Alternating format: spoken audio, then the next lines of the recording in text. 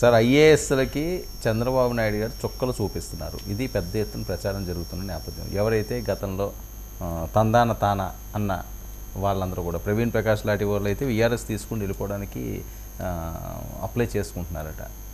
So ఈ పరిస్థితులను ఎలా చూడాలి? ఆంధ్రప్రదేశ్లో ప్రతి దగ్గర ఉండే పరిస్థితి ఇక్కడ ఒక ప్రవీణ్ ప్రకాష్ విషయం కొంచెం డిఫరెంట్ అండి. కేవలం తందాన తానని అనడమే కాదు, తనకు తందాన తాన అనాలని కూడా ఆయన చేశారనేది అంటారు వాస్తవంగా. ఓకే, ఏం చెప్పినా ఆల్ సెడ్ అండ్ డన్ అధికార యంత్రాంగం అసమ్మతి చెప్పగలుగుతుంది, కానీ అంతకుమించి వాళ్ళు ఎవరైతే ప్రజలు ఎన్నుకున్న ప్రభుత్వం అంటే వాళ్ళు చెప్పినట్టే వాళ్ళు వినాలి. ఇంక అందులో రెండో అభిప్రాయం ఏం లేదు.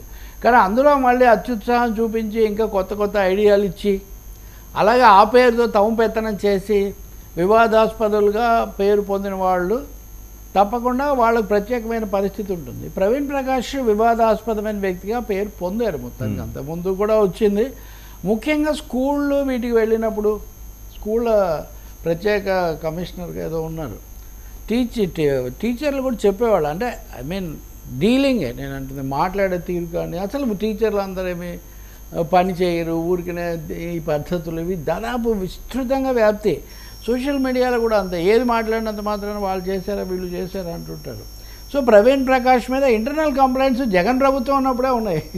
అదే నేను అదనంగా చెప్పదలుచుకుంది ఏంటంటే, బహుశా ఈ కాంప్లెక్సిటీ అంతా తెలుసు కాబట్టి ఆయన రాజీనామా బీఆర్ఎస్కు ప్రయత్నిస్తున్నారు అనిపిస్తుంది.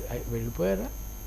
లేదు, ఇంకా ఆయన అప్పీల్ చేసుకుని మధ్యలో ఆయన ఢిల్లీ వెళ్తారు, ఉత్తరప్రదేశ్ ఎన్నికల్లో పోటీ చేస్తారని కూడా ఒక స్టోరీ నడిచింది. ఉత్తరప్రదేశ్ శాసనసభ ఎన్నికలప్పుడు ఢిల్లీలో కూడా చాలా రోజులు ఉన్నారు. కాబట్టి ఆయన సర్వీస్ ఉన్నా సార్, అదొక స్పెషల్. అంటే చెప్తున్నాను కదా, చాలా ప్రత్యేకతలు, చాలా పూర్వపరాలు ఇవన్నీ ఉన్నాయి. ఇంకోటి చంద్రబాబు నాయుడు ఐ థింక్ మీడియాలో హెడ్డింగ్లు పెడుతున్నారు కాబట్టి ఐఏఎస్లు అందరినీ కూడా చుక్కలు చూపించేసి ఏదో చేస్తారని కూడా నేను అనుకోను. ప్రత్యేకంగా నిబంధనలు అతిక్రమించి అత్యుత్సాహం చూపించిన వాళ్ళు ఇట్లాంటి వాళ్ళ విషయంలో, లేదు కీలకంగా తమకు వ్యతిరేకంగా వ్యవహరించిన వాళ్ళ విషయంలో ఆయన కొంత తీవ్రమైన వైఖరి తీసుకోవచ్చు. అసలు ఈ ప్రభుత్వం రాగానే చంద్రబాబు చేసిన కొన్ని నియామకాల మీద తెలుగుదేశం సోషల్ మీడియాలోనే విమర్శలు ఆయన మీద, వీళ్ళని ఎలా నియమించారు, వాళ్ళని ఎలా నియమించారు, ఈ పద్ధతులు. అంటే అది కూడా వీళ్ళ కమాండ్, అదే వీళ్ళు కూడా కమాండ్ చేసినంత ఇది మంచిది కాదని కూడా చెప్పారు. ఐ థింక్ ఉన్నంతలో ఆయన వయా మీడియా మెథడ్ తీసుకోవచ్చు. అంటే సీరియస్ అఫెండర్స్గా ఆయన భావించే వాళ్ళ మీద ఒక వైఖరి. ఇప్పుడు ఉదాహరణకు ఆర్థిక శాఖలో సత్యనారాయణ ఆయన బయటికి వెళ్ళిన తర్వాత కూడా మళ్ళీ తీసుకొచ్చి ఇప్పుడు ఆర్థిక శాఖలోనే కూర్చోబెట్టారు. ఇప్పుడు ఆర్థిక శాఖ శ్వేతపత్రం తయారు చేయాలి అంటే కూడా అక్కడ గత ప్రభుత్వంలో ముఖ్య పాత్ర వహించిన వాళ్ళు ఎవరు ఇప్పుడు లేరు. ఇప్పుడు ఇది ఇంకా రావాలి. ఇప్పుడు 3 పత్రాలు వచ్చాయి కదా, 4వది ఫైనాన్సెస్ మీద రావాల్సి ఉంది.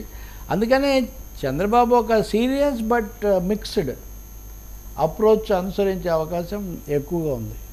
ఆఫ్టర్ ఆల్ ఇది chief minister of long experience. ముఖ్యమంత్రి గారి కూడా ఇందులో పాత్ర ఉంటుందని జనరల్గా అధికారుల విషయంలో కానీ ఆయన కానీ, ఉప ముఖ్యమంత్రి కూడా తనకు ఇప్పుడు ఆ కృష్ణతేజనో ఇంకొకరినో తెచ్చుకోవాలంటే కూడా గవర్నమెంట్ నిర్ణయం తీసుకోవాల్సిందే కదా ముఖ్యమంత్రి. ఈయన విస్తృతంగా చర్చలు జరుపుతున్నారు, అధికారులతో చర్చలు జరుపుతున్నారు. తప్పకుండా తనకు సంబంధించిన శాఖలు లేదా తనకు ఆసక్తి ఉండి లేదా చేస్తారు. But chief minister will lead all these things.